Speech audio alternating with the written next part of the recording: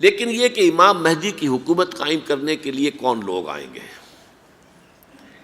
عرب جو ہیں وہ اندر سے کھوکھلے ہو چکے ہیں، عیاشی نے، دولت نے، پیسے نے، دولت، پیسہ، عیاشی، اس کی وجہ سے کھوکھلے ہو چکے ہیں۔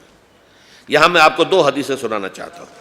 سنن ابن ماجہ کی روایت ہے حضرت ابو ہریرہ سے رضی اللہ تعالی عنہ، قال قال رسول اللہ صلی اللہ علیہ وسلم اذا وقعت الملاحم بعث اللہ بعثا من الموالی ہم اکرم العرب فرسا واجودہ سلاحا یوید اللہ بہم الدین، رواہ ابن ماجہ عن ابی ہریرہ رضی اللہ تعالی عنہ۔ جب ملاحم کا دور شروع ہوگا تو اللہ تعالیٰ اٹھائے گا ایک لشکر یا لشکروں پر لشکر موالی میں سے۔ موالی کون ہے؟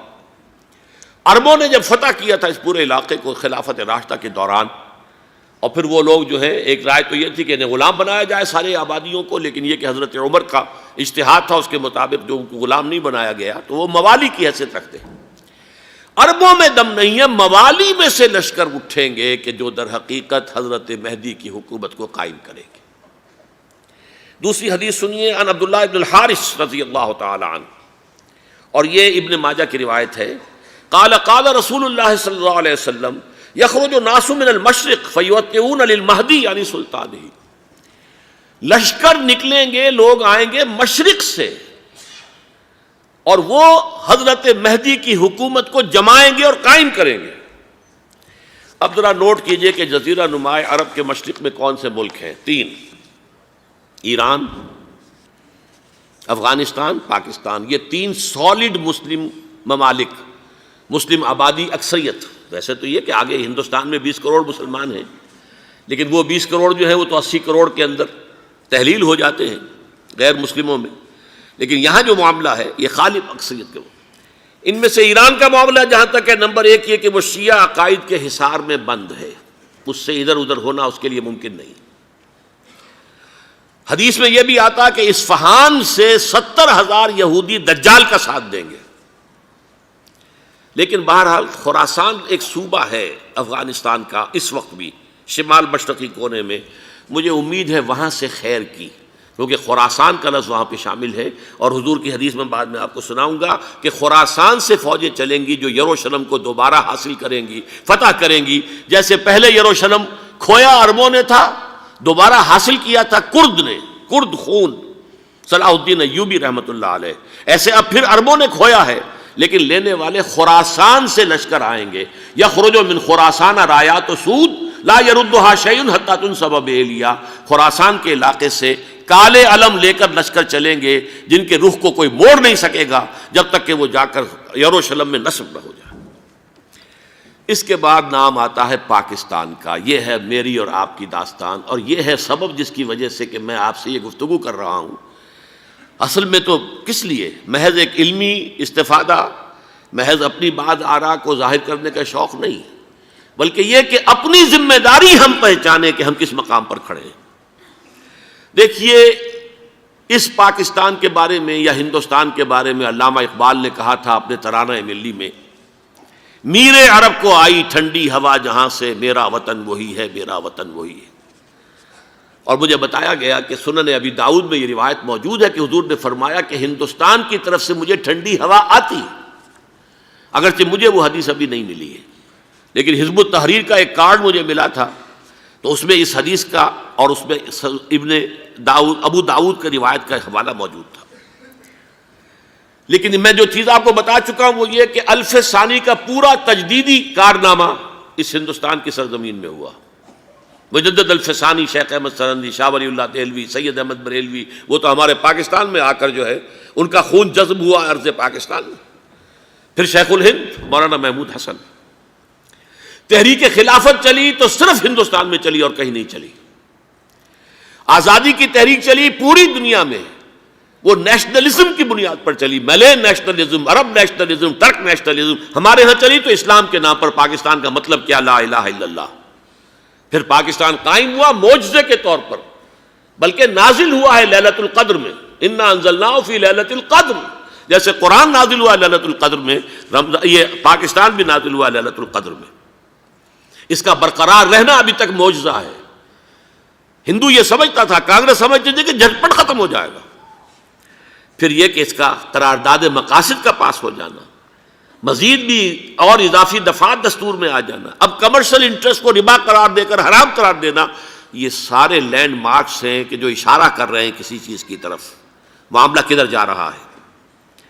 پھر یہ کہ یہ جو 14ویں صدی کے مجدد تھے شیخ الہند، اس کے بعد سے کچھ ایسی شخصیتیں عظیم پیدا ہوئی ہیں ہند میں، جن کو میں سمجھتا ہوں کہ 14ویں صدی کے مجدد اور 15ویں صدی کے مجدد کے درمیان یہ 15ویں صدی کے مجدد کی راہ کو سیدھا کرنے والے، جیسے کہ حضرت یحییٰ نے کہا تھا میں تو آنے والے کا راستہ سیدھا کر رہا ہوں حضرت عیسیٰ کے لیے، ایسے ہی 15ویں صدی کے لیے امام مہدی کے لیے راستہ صاف کرنے والے سب سے پہلے علامہ اقبال، جنہوں نے اسلام کا تصور دین کی حیثیت سے دوبارہ زندہ کیا ہے، ورنہ اسلام ایک مذہب کی شکل اختیار کر چکا تھا.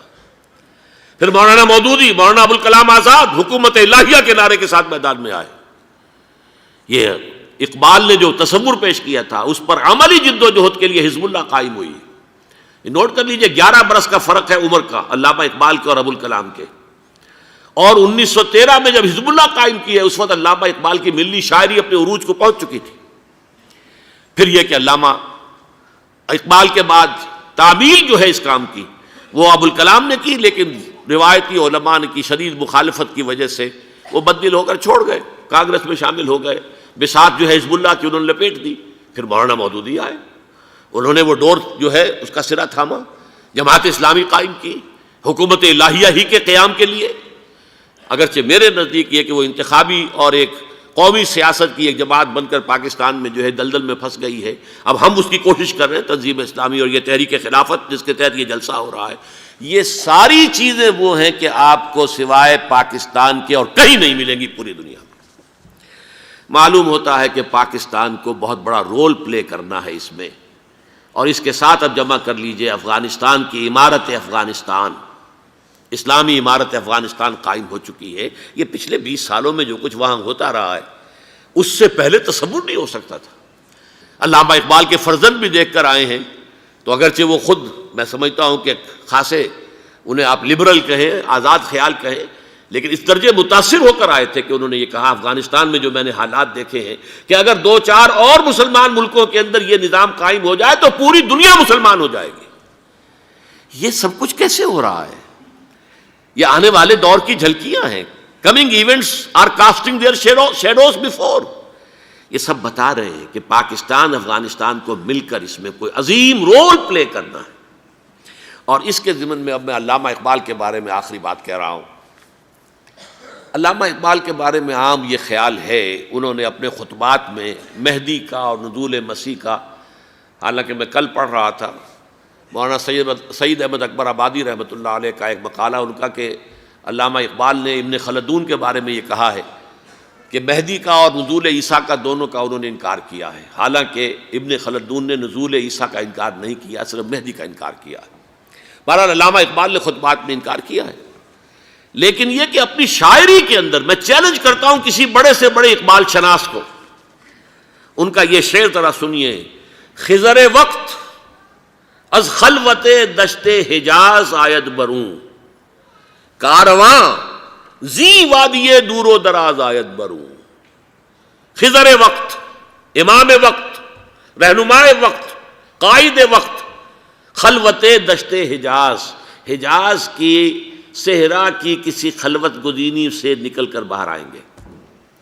میں حیران ہوتا ہوں علامہ کے اس فکر پر اور اس مصرے پر. یہاں انہوں نے شیعہ اور سنی دونوں کے کانسیپٹ جمع کر دیے.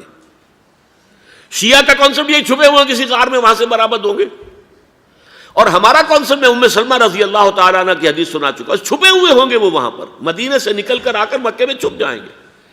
اس خانہ جنگی کی حالت میں لوگ ان کی طرف دیکھ رہے ہوں گے، سوچتے ہوں گے انہیں میدان میں آنا چاہیے، کوئی پارٹ پلے کرنا چاہیے، امت کی رہنمائی کرنی چاہیے، لیکن وہ چھپیں گے، وہ کارہ ہوں گے، وہ اس ذمہ داری کو قبول نہیں کرنا چاہیں گے، جا کے چھپ جائیں گے مکے میں. وہاں سے مکے والے انہیں نکالیں گے اور وہ کارہ ہوں گے، انہیں بالکل یہ پسند نہیں ہوگا کہ یہ ذمہ داری اٹھائیں.